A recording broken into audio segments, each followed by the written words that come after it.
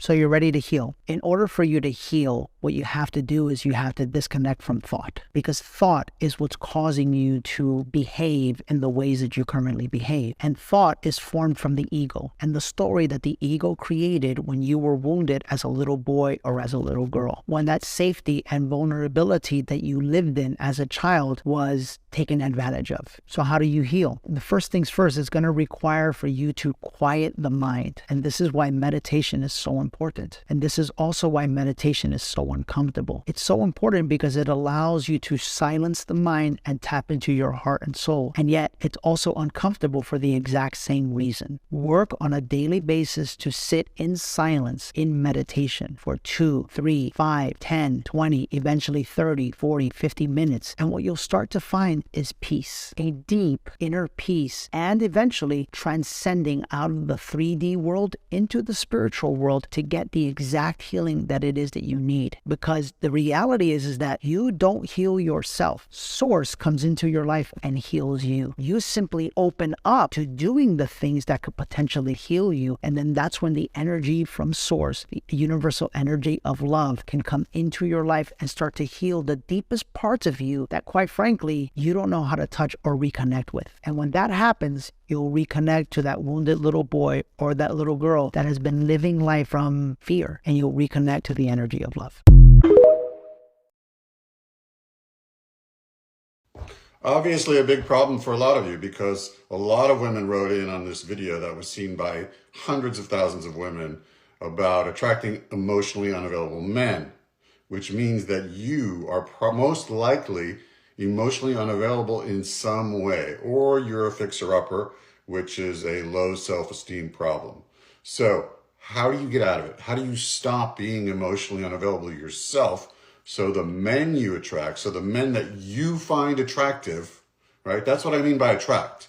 I don't mean it's your fault. I mean the men that you find attractive will be emotionally available, not the emotionally unavailable ones that you're attracting. So the first step is to uncover your love block, right? Something's blocking you from your past, from your childhood.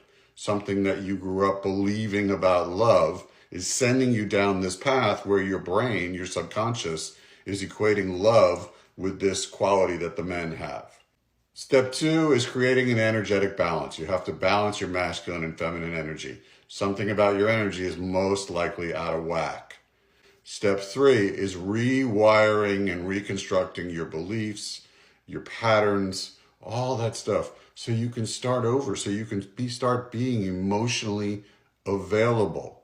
Step 4 is self-love mastery, because something about your past has taught you that love isn't available for you. But once we rewire those connections, you will believe that in your subconscious that love is available for you. Right now, you probably believe it consciously. I know love is for me, right? But in my subconscious, I have a higher version of unavailable love. Step 5 is stepping into your magnetic authenticity. Who you are authentically will attract the right people to you, right? So I hope that helps. Let me know if you have any questions. Talk to you soon. Let's heal abandonment wounds together. Here's an individual who has an abandonment wound, and an abandonment wound just means that they are aligned or open or fearful of abandonment, rejection, neglect, maybe cheating, inconsistent love. They are aligned with this. And somebody that has an abandonment wound has gone through past events of neglect, rejection and abandonment, maybe from emotionally unavailable parents or absent parents, maybe a parent that passed away, or just parents that were unable to give the person the relevant nurturing and consistency that they needed. Or they have past exes that created an abandonment wound. So maybe these cheated or left them. So an abandonment wound can be healed via these steps. So number 1, you have to identify that the wound is there. Okay, yes, I notice that I am very fearful of abandonment, fearful of rejection. I get triggered around, love leaving me. So identify that wound. Secondly, make a commitment to start to work on healing this wound. So you can do that via past trauma release. going back into the past and releasing out the cellular memories of neglect, rejection and abandonment so that you're kind of free of them. And also, a lot of people with abandonment wounds are in relationships. They're jumping from relationship to relationship to relationship to get this healed via others. Other people will never heal your fear of rejection. Other people can never really fully heal your wounds. So just know that if you have an abandonment wound, it's really good to spend some time alone, even if it's just 6 months, and become emotionally available to yourself. So when we become emotionally available to ourselves, it means that we are the person that nurtures ourselves, loves ourselves, validates ourselves, values ourselves, appreciates ourselves. We are the person that creates love for ourselves. We can't really rely on others to fill up our cup 24/7. We must do that out of a relationship and even in a relationship to make it a healthy relationship.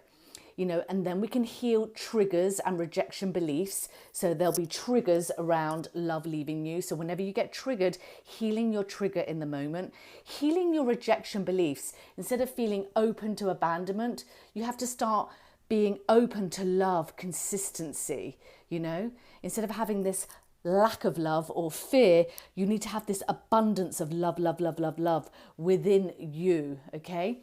And then be choosy with your relationships.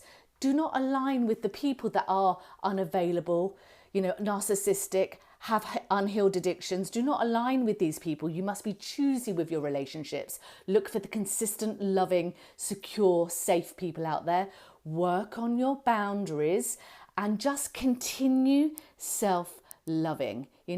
Whenever you feel that fear, that lack of love, just know that you have a heart that creates so much love, so much joy within you, and you can go deep into your heart to feel that love and vibrate it out into your being 24 hours a day. Okay?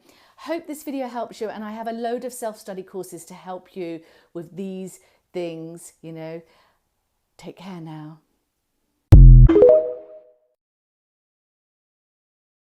How to heal through your trauma in 4 steps. This is life-changing. Watch this one to the end and save this for later. I got this from a book, You're Not Broken.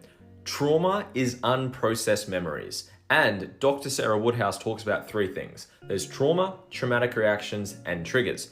Trauma is the event that you go through where you feel unsafe, you feel threatened, and it's too much, too soon, too frequently. The traumatic reaction is your coping mechanism. It's what do you do to cope with the trauma? Do you disassociate and you disconnect from your body and hide in your head? Do you smoke a cigarette? Do you eat food? Do you disassociate? Do you get angry? Do you get frustrated? Do you get anxious?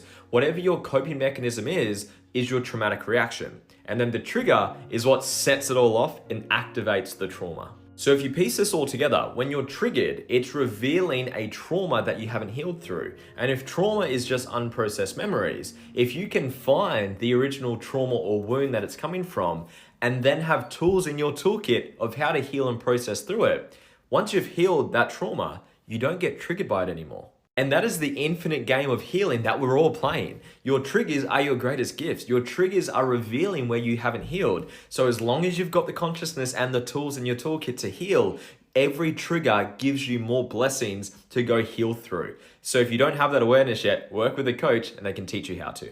Let me know your thoughts below and share this if this helped. I love this question and I hate this question. This person asked, how can we heal from emotional neglect? Why I love this question is because good on you for asking, for caring, for wanting to heal, for loving yourself enough to care and make a difference and a change. You deserve it and you're worthy of it. And I hate this question because of what the answer is. So we can heal from emotional neglect.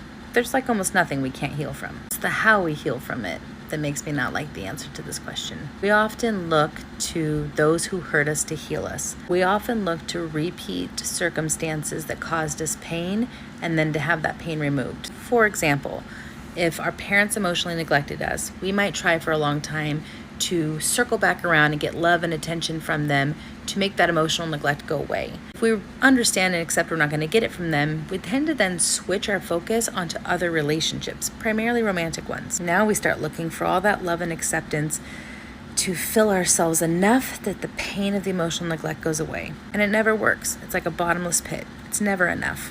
Or we're so wounded that we can't even receive it anyway. So here's the hard part. It wasn't you who emotionally neglected you, but it is going to be you who has to heal that wound. And it can only be you. The second part of that person's comment was that they feel like they're in a constant state of feeling desperate for love and affection. It was an outside party as a child that created the wound, so we're looking to an outside party as an adult to heal it. But it just doesn't work that way, because there's this window of time as a child where the setup is different than it is as we're an adult. And once that window's closed, it's closed. But I will give you some good news.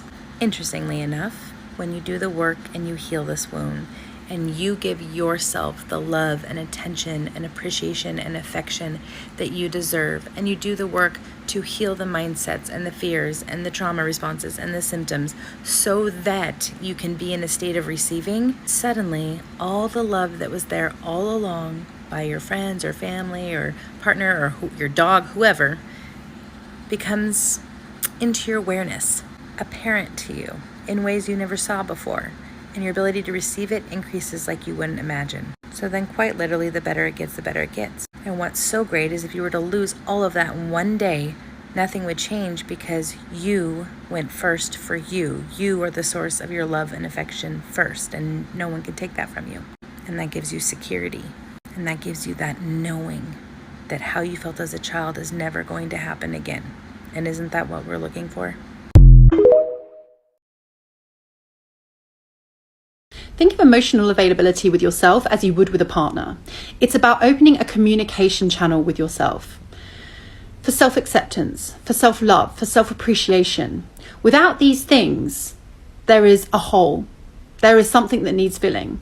If you're not able to validate yourself, you are going to constantly seek validation from other areas. And your self-worth is going to be so low that the people that are able to come in and fill that space are going to be people that perpetuate that cycle. Take a long look in the mirror and ask yourself, where am I avoiding feelings? Where am I not being honest with myself? Where do I carry intense emotional pain? Do I have limiting beliefs I need to work on from my childhood? Do I have past relationship trauma that needs to be worked through? Can I pick up a self-help book? Can I book in with a therapist? That is how you do the work. That is how you start to understand yourself on a much, much deeper level. If you're crystal clear about your needs and your wants and what it is that you want from a relationship, you're not going to accept any less, right? You're not going to cling on to these people who clearly cannot give you what you need. So emotional availability is about coming home to yourself, however hippie and spiritual that may sound. Once you understand your wounds and the things that hold you back, then you can start working on them. You can start understanding how these things sit in your body. How does your nervous system react? Once you start understanding how your body responds to emotion, to trauma, it's a game changer. Next time you feel deeply triggered by somebody, whether it be rejection, abandonment, sit with that. What have they made you feel? What are the messages going through your head? Is it, I'm not worthy, I'm not lovable, I'm crap? Whatever it is, then that's the wound you need to work on. That's the emotional availability piece. Understanding what your trigger points are and working through them. Like, it takes work and it's not easy, and a lot of people avoid it, but it's a game changer.